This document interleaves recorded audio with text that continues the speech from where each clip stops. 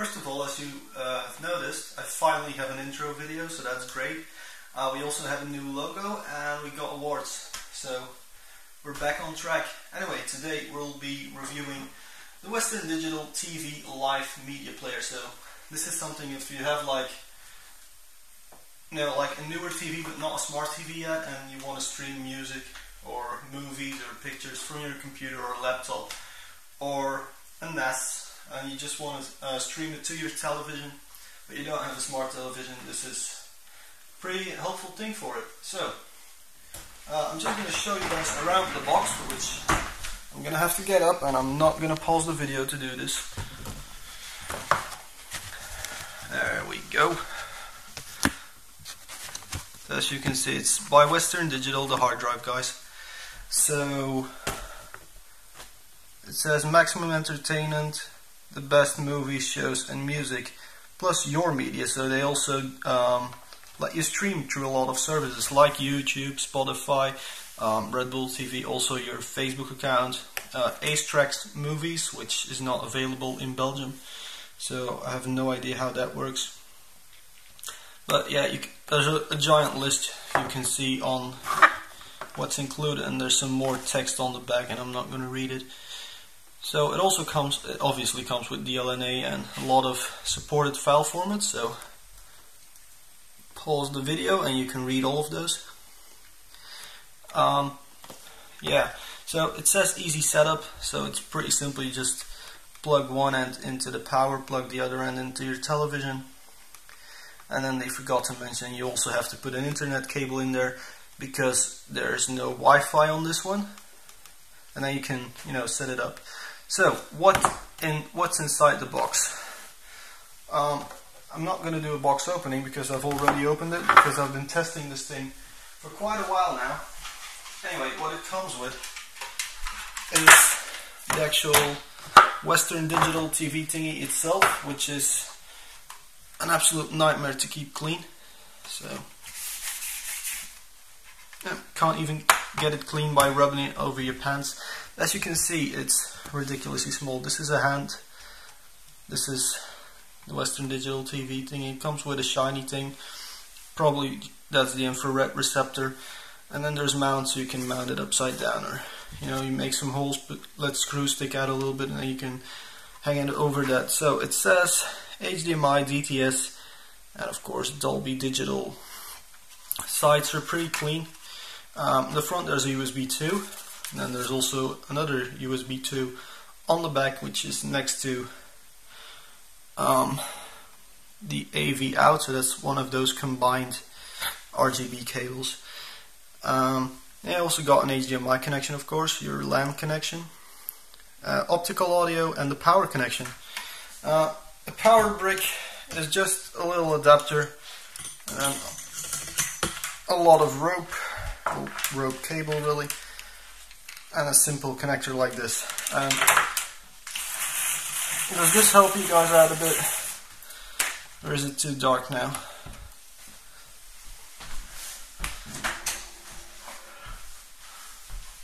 There you go, that's better. Anyway, so this is your power. It doesn't come with HDMI cable, so you're going to have to get your own one. It does come with a remote. So this is your remote, so you now have an extra remote next to your television. It has all the usual buttons. The really cool thing about it, though, is that you can also have this remote as an app on your cell phone, and you can even use the app to turn the device on and off. So that's really cool. Anyway, I'm gonna install it to my computer screen now, because I'm not gonna go downstairs to show what it's like on a television, because it's really the same thing. So I'm just gonna do that, and then I'll be back. Alright, just quickly before I show you all the screen, this is what you'll be looking at. So you'll have a minimum of 3 cables when using this one: your HDMI, RJ45, and power. And then if you're gonna use like a USB device on the back, like a stick or something, that's an extra one. And then if you're gonna use optical audio, that's up to 5 things dangling out of the back. So that's quite a lot, really. I'm just booting it up right now. I'll pause it and re-record the next bit. Alright guys, so we're booting into the little device. It's now connecting to the network. I'm terribly sorry that it's in Dutch. I'm just going to keep it in Dutch. The words are mostly the same, so it shouldn't be too much of a problem for English speaking people. And there you go, this is your user interface. So video, it's the same in English, live TV. I mean, when it comes to language, the Belgians are pretty lazy and we just copy words from every single other language so we don't have to translate a lot or make up our own words like the French do, and then those made up words won't make any sense anyway. So you can just go to videos. Let's say that's what we're going to start in, and then you can just select what you're going to use. So local storage, or that's if you put a USB stick in there, or an external hard drive. Media server, you can just select your Windows media server device. So that's pretty basic.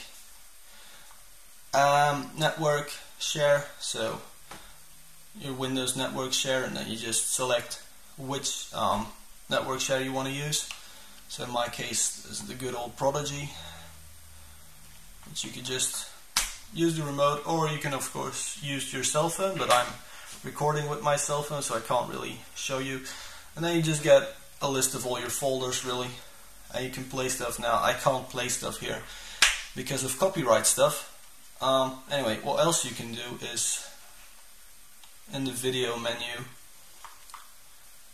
so you got these three here, and I think the yellow one was, nope, that's a different layout. So you can also choose your layout, and then the red one seemed to be a different input device. So you can just go to your Facebook, or because I haven't actually selected a lot of these and set them up yet, so those are the only ones I have here at the moment. There's also a little home button here on the remote, so pretty helpful, so you don't have to keep banging the back button. Same for music, it's exactly the same user interface. One very annoying thing though I have to say is that I had to make a folder called dfolder, because all my music is stored in folders and you can't just press play on a folder and expect it to play everything in it. So if I were to press play now, it would only play the files inside that folder, not the entire list. And so far I haven't found a single way to play everything at the same time. That's pretty annoying, and I really hope they fix it with like a firmware update. But yeah. So photos, pretty much the same thing. You can again select an online storage thing or your own storage, whether it's USB or over the network. I prefer network because normally the device is hidden away behind the television, so it's completely out of sight, and I don't use the remote. I only use my cell phone to control it really. So live TV, you can watch Japanese TV. I have to say there's not a lot of services available, and if you want to watch Japanese TV for your anime fans,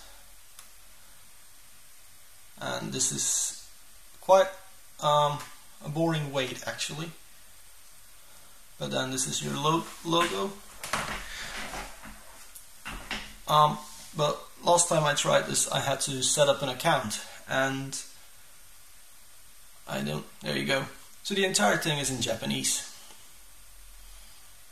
The only thing not in Japanese is the English button, so then you can press the English button. Why did I not think of that earlier? Come on, English. Yeah, so okay, I was just gonna go on a rant about how the entire thing is in Japanese, and apparently there's a button to put it in English. That's a little fail. Anyway, back to the normal menu. My favorite part of this thing, services.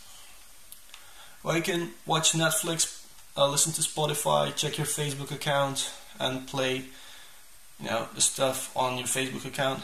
MLB TV, I mean, to be honest, MLB is, no one knows it just from silly people with hats on, but nobody plays baseball here, so I have no idea what MLB TV is like. So yeah, there's just, this is the old thing. So you can even check the weather, or you can just look outside and you also know the weather. But comedy time, massive amount of apps to watch from. Most of them I don't even know, so that's really cool. I'm just gonna see if I missed any. But yeah, if you just want to listen to your music or go to my YouTube channel, that would be cool. If I can actually go to my YouTube channel on my television with this thing. I have to say though, sometimes the loading times are a bit slow, and I mean, it's not too bad because when you watch television, it's not like you're short on time or anything, but that took quite a while to just load the YouTube part. That's okay. Yeah, there I can just go into my YouTube account. That's pretty cool. Any other features I have to tell you guys about? What do I have to tell you all about? Other than that, it's also slow going back to the home screen when you come from one of these services, apps. Finally. Oh yeah, we got games. Haven't downloaded any of them. So I guess what you do is you just download games. Now this thing itself doesn't come with any onboard storage. So you are going to have to go over the network. Or yeah, just go over your network really. Why would you use a USB drive? You can see your RSS feed. That's pretty cool. Also, you can completely start managing files. So if you want to copy files from one place to another, no idea what that button just did, but you can just move folders around. So that's, again, that's a nice little feature if you just want to make some last minute adjustments to your storage from this thing. I can imagine people with just a NAS and they don't want to go to all the trouble to get onto that. Then this could be really helpful. Then you have a lot of settings for your audio, your video. You can change the language, obviously. You can even change the backgrounds, the style of the thing, the screensaver style. So it's quite customized. Alright, I'm back. Apparently the Google Plus app crashed on my phone, causing the recording to stop. That's great. Anyway, that was pretty much it, so I'm now going to get everything back in shape here, and I'll be doing the conclusion. Alright guys, conclusion time on the Western Digital Live TV set-top box, I should call it, I guess, media player.